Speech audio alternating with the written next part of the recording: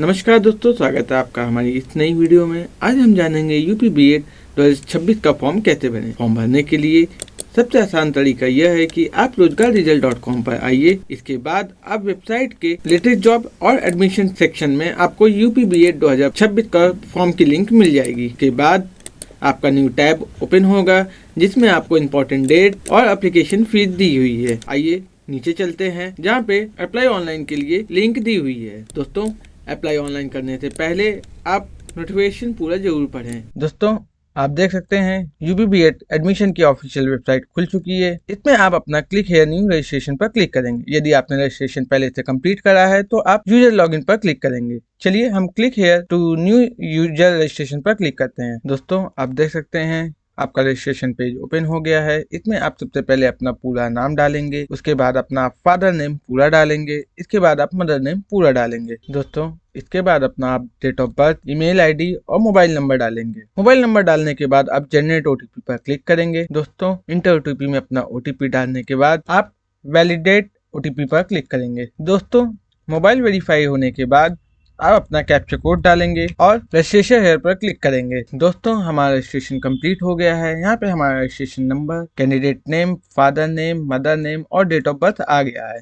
चलिए अब हम अपना फॉर्म भरना शुरू करते हैं। फॉर्म भरने के लिए हमें click here to edit application पर क्लिक करना है। इसके बाद आती है आपकी कैटेगरी। कैटेगरी आपकी क्या है, यानी आप ओबीसी हैं, जनरल हैं, SC/ST हैं या EWS है। कैटेगरी डालने के बाद यदि आप ओबीसी हैं तो आप क्या नॉन क्रीमिलियर से संबंध रखते हैं तो यस बटन पर क्लिक करेंगे। अगर नहीं रखते हैं तो नो बटन पर क्लिक करेंगे।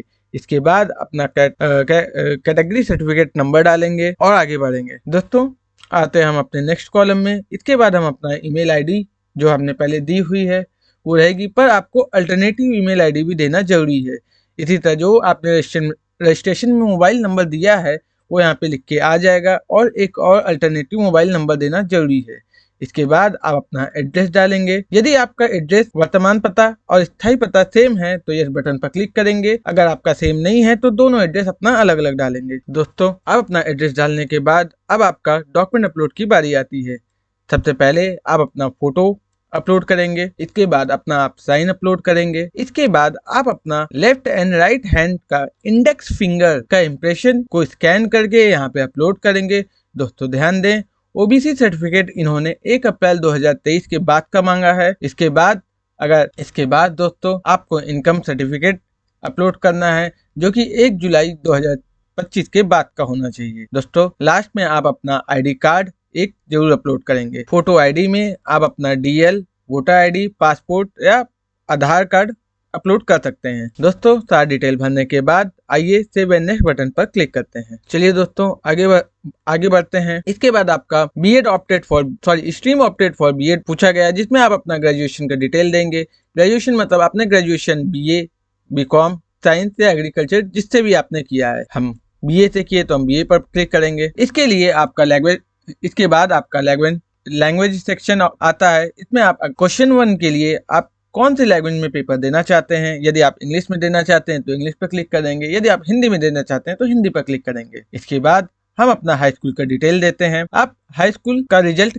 आपका कैसे आया था, CGPA से आया था कि परसेंटेज से आया था। चलिए, हमारा परसेंटेज से आया तो हम परसेंटेज पर क्लिक करते हैं। इसके बाद हम अपना बोर्ड का नाम डालेंगे। यदि आपका ICSE, CBSE है, यूपी बोर्ड या अदर बोर्ड है तो उसको डालेंगे। जैसे हमारा यूपी बोर्ड है तो हम यूपी बोर्ड पर क्लिक करेंगे।